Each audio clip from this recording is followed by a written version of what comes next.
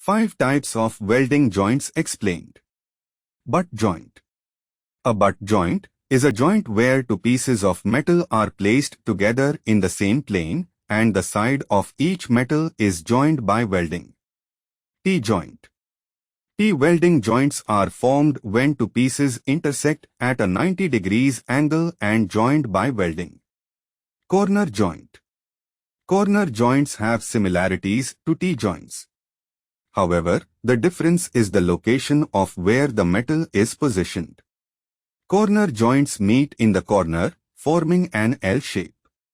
Lap joint. Lap joints are essentially a modified version of the butt joint. They are formed when two pieces of metal are placed in an overlapping pattern on top of each other. Edge joint. In an edge joint, the metal surfaces are placed together so that the edges are even.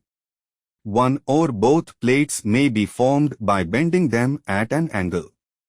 Thank you for watching. For more educational videos, like, share and subscribe.